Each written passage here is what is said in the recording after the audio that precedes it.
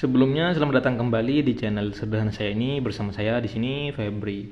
Nah, di video kali ini aku bakal membahas lagi sebuah smartwatch dari OLED W11.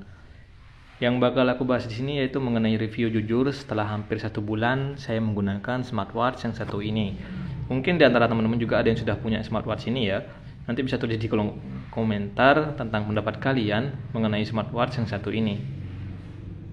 Oke, yang saya suka pertama sih waktu pertama smartwatch ini datang itu di bagian dashboardnya ya. Kalau kita perhatikan di dashboardnya ini sangat keren loh dengan tampilan smartwatchnya yang varian warna hitam. Terus dashboardnya juga warnanya itu cerah, keren ya untuk tampilan dari dashboard depannya. Di bagian belakang ini ada spesifikasi singkat dari smartwatch OLED W11 ini. Smartwatch OLED ini diproduksi dari negara Cina ya. Dan yang bakal kalian dapatkan sih saat membeli smartwatch ini, yang pertama kalian akan mendapatkan kartu garansi. Jadi kartu garansinya ini memang agak sedikit berbeda ya, tampilannya kecil seperti ini. Untuk masa berlakunya dari garansinya ini berlaku sekitar 12 bulan atau 1 tahun. Di sini juga kalian akan mendapatkan chargernya, charger magnetik ya. Sudah menggunakan charger magnetik, tapi untuk kekuatan magnetiknya ini selama saya gunakan smartwatch ini sih kurang kuat ya daya tariknya itu, dan mudah terlepas kalau kita goyang-goyangkan. Contohnya seperti ini nih, akan saya coba angkat ya. Ini tuh mudah terlepas teman-teman, jadi kurang kuat untuk daya magnetiknya.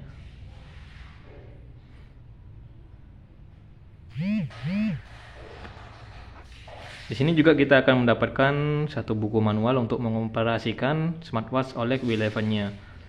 Oke, ini sudah cukup bagus sih untuk kelengkapannya. Untuk harganya sendiri, smartwatch ini dijual dengan harga di kisaran 180.000 sampai 200.000 rupiah.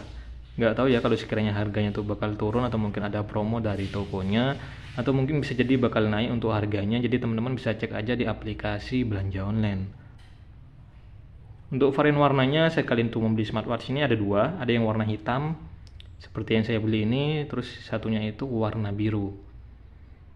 Sekarang kita akan coba nyalakan ya. Jadi tampilan pertama saat kalian untuk menyalakan layar smartwatch OLED W11 ini bakal seperti ini. Oke, sekarang kita akan coba bahas setelah 1 bulan menggunakan smartwatch yang satu ini. Yang pertama, kalau kita perhatikan di bagian layarnya, di bagian white face-nya ini itu kurang menarik ya guys ya, karena kita tuh tidak bisa untuk mengkostum atau mengganti white face dengan variasi gambar yang lain. Jadi untuk pilihan white face nya ini cuma ada sekitar 4 foto saja atau 4 background ya, dan tidak bisa kita ganti dengan foto yang lain. Saya kurang suka sih, karena di harga 200 ribuan itu biasanya untuk smartwatch sudah disediakan untuk pilihan white face nya yang cukup banyak ya. Tapi ini kurang sih untuk pilihan white face nya, dan itu menjadi kekurangan dari smartwatch OLED W11 ini. Di bagian kedua mungkin dari bagian bezelnya ya. Kalau kita perhatikan di bagian bezelnya ini dia sudah cukup bagus dan cukup menarik untuk tampilannya. Di bagian bodi belakangnya juga sudah sangat bagus ya, dan cukup berbeda dengan smartwatch model yang lain. Smartwatch ini memiliki layar sekitar 1,44 inch, masih menggunakan layar TFT ya. Jadi tampilannya itu sudah terlihat sangat jelas kalau smartwatch ini masih menggunakan layar TFT LCD.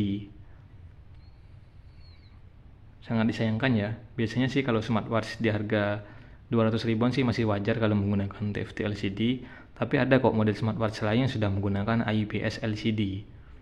Cuma kalau menggunakan Super AMOLED sih ya nggak ada sih kalau harga di kisaran 200 ribuan.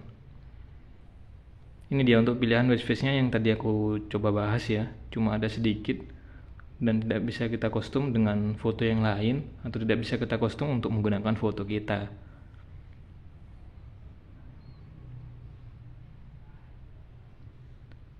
Dan mungkin yang selanjutnya di sini untuk bagian strapnya ya.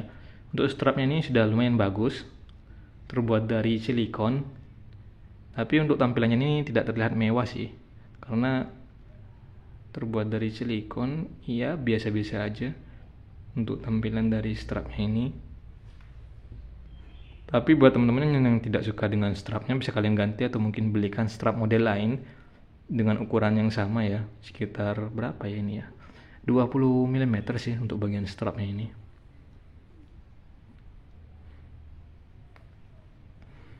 Dan yang ketiga di sini mungkin dari tampilan displaynya teman-teman. Kalau kita masuk ke bagian atas ini ada menu shortcutnya, sudah cukup bagus sih untuk menu shortcutnya ini. Cuma kalau kita masuk ke menu utama itu sangat kurang sekali sih untuk tampilan menunya. Nanti saya akan coba perlihatkan ya ke teman-teman semua. Di bagian menu tampilan dari smartwatch OLED V11 ini. Kalau di bagian shortcutnya ini sudah bagus, ada brightness, musik, fitur temukan ponsel saya, pengaturan, dan fitur lainnya. Jadi memang ada kelebihan dan juga kekurangan dari smartwatch OLED V11 ini. Salah satu yang saya suka dari smartwatch ini yaitu di bagian heart indikatornya. Di sini sudah sangat lengkap ya untuk fitur kesehatannya, mulai dari heart rate monitoring, blood pressure, blood oxygen, body temperature monitoring, sampai fitur sleep monitoring. Di smartwatch ini sudah sangat lengkap. Dan mungkin ini juga menjadi salah satu nilai jual dari smartwatch OLED V11 ini di bagian fitur kesehatannya.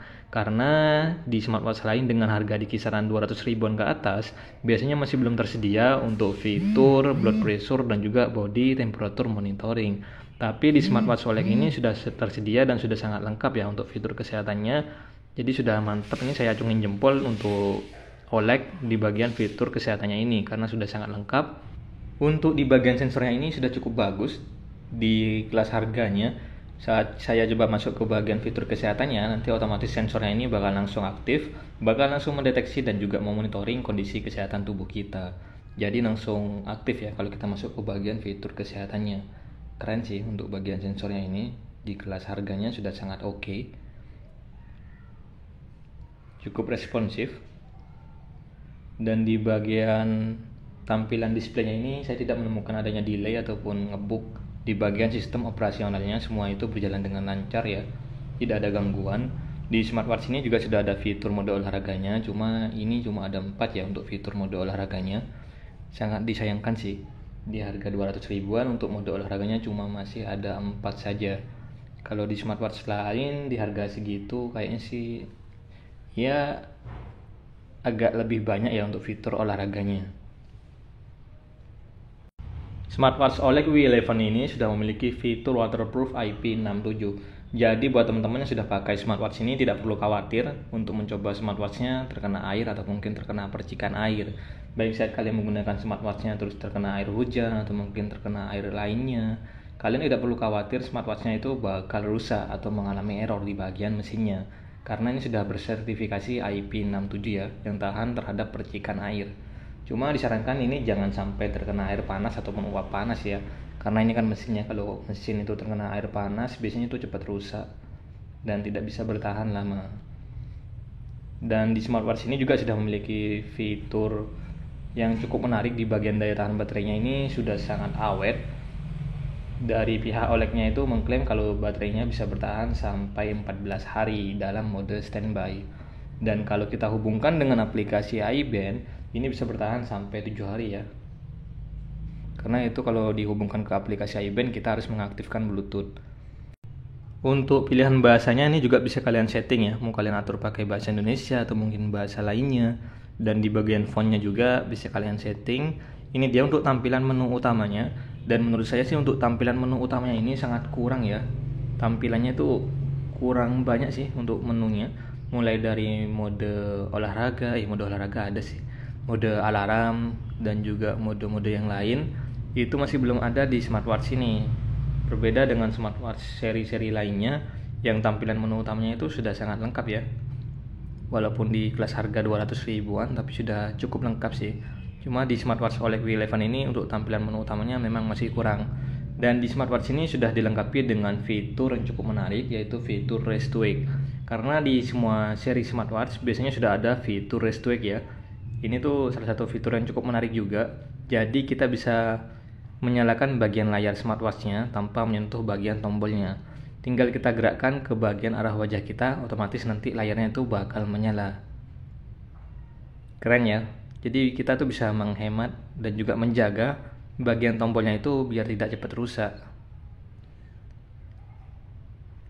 Untuk di harga kelas 200 ribuan sih ini sudah oke dan cukup menarik sih untuk tampilan dari smartwatchnya.